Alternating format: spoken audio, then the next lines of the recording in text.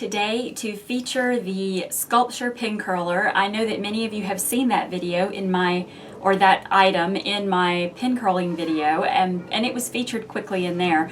But I thought it would be good to dedicate an entire video to it because I get a lot of questions about it, especially since I've posted most recently on my, my Facebook page and Instagram about the fact that it's been re-released by Lauren Reynolds to include special packaging along with a booklet that specifically instructs how to use the Sculpture Pin Curler. Now her instructions are just wonderful. They're the same instructions for pin curling that you see in her book Vintage Hairstyling, but she also discusses how to use the pin curler. But I thought it would be good to do a video about it because I do not use it for all of my pin curls, but I do use it exclusively for stand-up pin curls. And I'll explain to you why as I do it. This crazy makeup was just me playing around with color. I have a phenomenal dress that I'm wearing at Viva, and it's got kind of burgundies and greens and stuff in it. So I was just, I guess, playing around to see how many colors I could fit on my eyes. And I'm kind of digging it. It's kind of fun. But anyway, just so you know, this isn't my typical makeup. This is very much an evening makeup look. Okay, so what we'll need in order to get started is you'll need to have your hair prepped and ready to go. I usually start from dry hair. I usually have my hair already prepped with the setting lotion straight from the shower. However, y'all, it's ladybug season again, and I really know y'all remember last year. The ladybugs were just like totally freaking me out during some of my videos. They are flying all over the place. And what's really funny is that I don't see them until I start filming. And as soon as these soft boxes go on, they just like, and you'll hear them hit the soft boxes. Right now I see 1, 2, 3, 4. It's crazy. Okay, so what you'll need to get started is you'll need your hair to be prepped and ready. I usually prep it with a setting lotion straight out of the shower when my hair is wet. I'll use a setting lotion or my Sahag Sculpt Mousse. But because I don't have that upstairs here with me, I'm going to use the Motions Foaming Wrap Lotion. And yeah, I just stick it straight on my dry hair. Just shake it up like you would any mousse. Get about that much in my hand, and then I'll just kind of work it through, especially to the ends where I feel like that it might not want to take curl. And you'll see that it kind of dries over the course of the instructional here. But what it does is it kind of makes the curl last a little bit longer. So it's not going to be an obvious difference to the actual outcome of the set. It just contributes to it lasting longer. So I prepped my hair with my setting lotion, and then I just have a spray bottle of water. I like a pump spray. I don't like a trigger spray, so it's up to you. I feel like I get a better, more direct hit with the spray and with the water if I have a pump spray. So that's just my personal feelings on it. But I'm going to show you what I use the Sculpture Pin Curler for and why I don't use it on my flat facing pin curls. So this is the Sculpture Pin Curler. Basically, it is a little spoolie or spiral. It looks like a toilet paper holder like you would have in your house. But one end is larger and one end is smaller. And the smaller end makes really small pin curls, of course, and the larger end is the one that makes curls about the size of your finger. So if you want really tight curls, like you see here in the picture on the cover here, if you want those curls to be really tight, then by all means use the small end. Now, this size is about the size of your finger.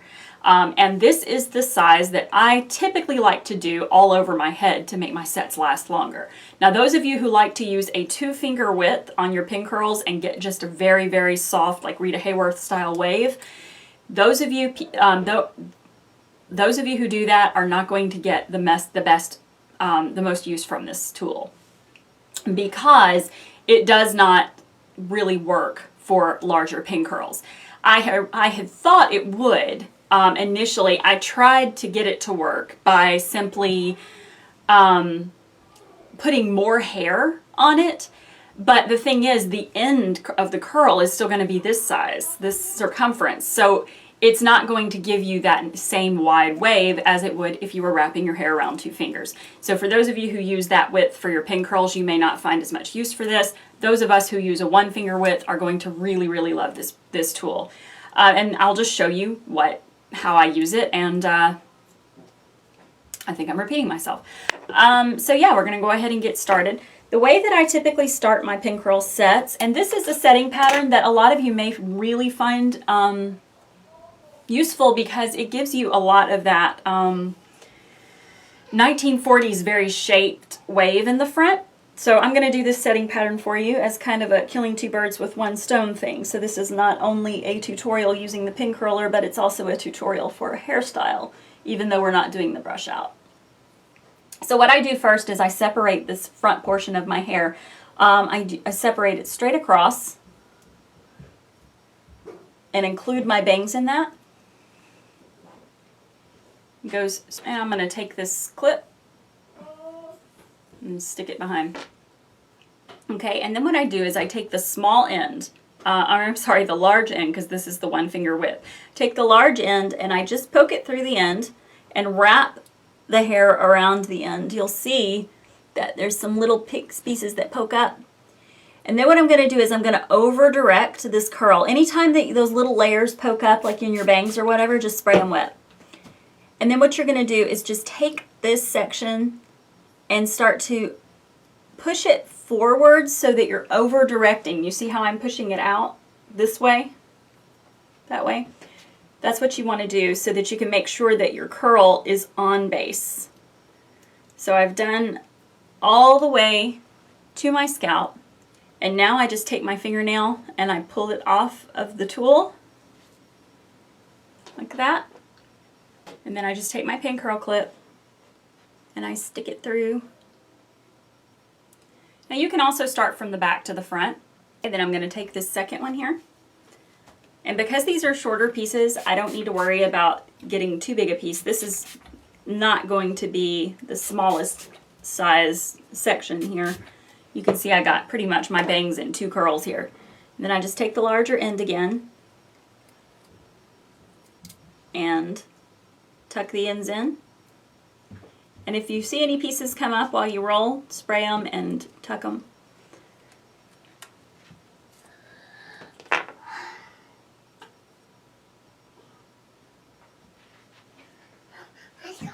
This requires patience and practice. I hate this part of pin curling, but this sculpture pin curler makes stand-up pin curls a lot easier for me because I do have so many little flyaway pieces that want to just get away from me.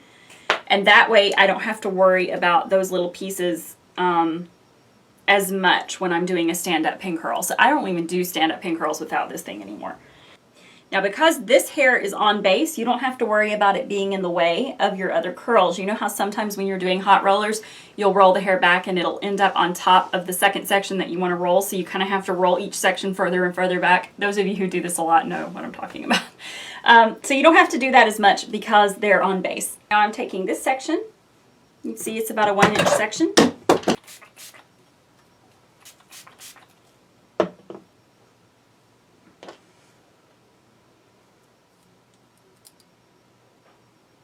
And you're holding it straight up, curling it down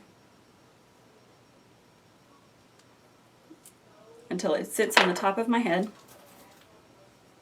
And then I take my pin curl clip and stick it in there.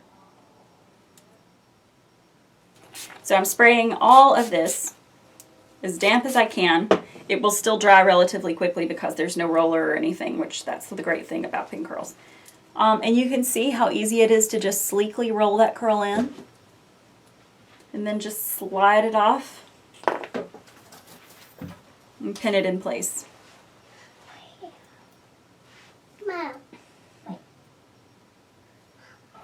Okay, but then all the top pin curls are going that way. So the front 2 curls go this way, the other curls go this way. And then I usually do 1 more standing pin curl just here.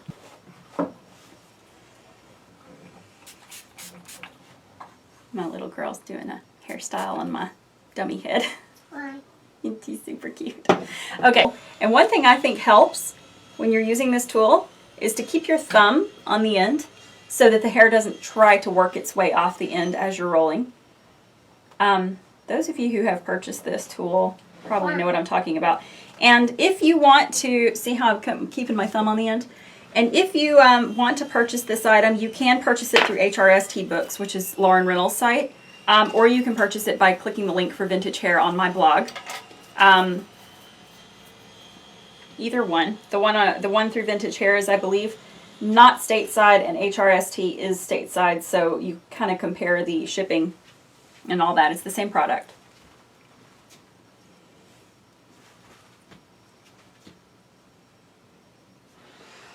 Okay, so I've done pin curls, stand-up pin curls just on this side. Okay, so I've got a bunch of stand-up pin curls up here, and then the rest I'm going to do flat. Now, the reason that I don't really like to do the reason I don't like to do the flat pin curls with the sculpture pin curler is because they don't give me as much trouble. They're a lot easier for me to do. They're almost second nature for me to do. And so for me to add a tool seems counterproductive. I have always had trouble with stand-up pin curls, so therefore something like this was just a lifesaver. But I have never really needed them for the forward-facing regular pin curls. So I'm going to go ahead and just do my regular pin curls set just like I would do them all the time. I'll probably fast forward through this, of course, so you guys don't have to go through the whole process. Again, you guys have seen me do this plenty of times. We will come back. Actually, that's it. That's it for the tutorial portion. I will let you see the finished product in photos, but hopefully this helped you understand how to use the sculpture pin curler. So hope this was helpful for y'all, and hopefully it helped you decide whether or not it's a worthy investment for you. If you're somebody who doesn't have trouble with stand-up pin curls, then you may not find it as useful. But if you do, then I think you will. So, bye!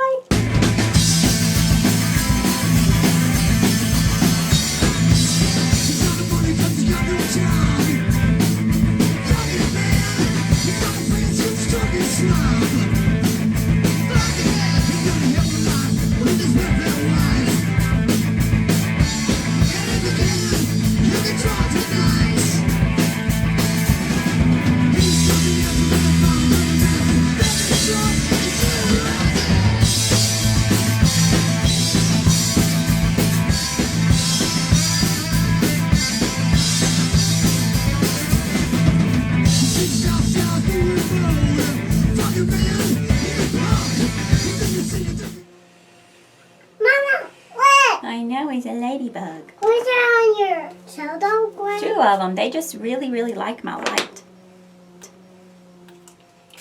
Where on your light? I don't know why they like my light. You need to get off your light. I know. You're on the wall!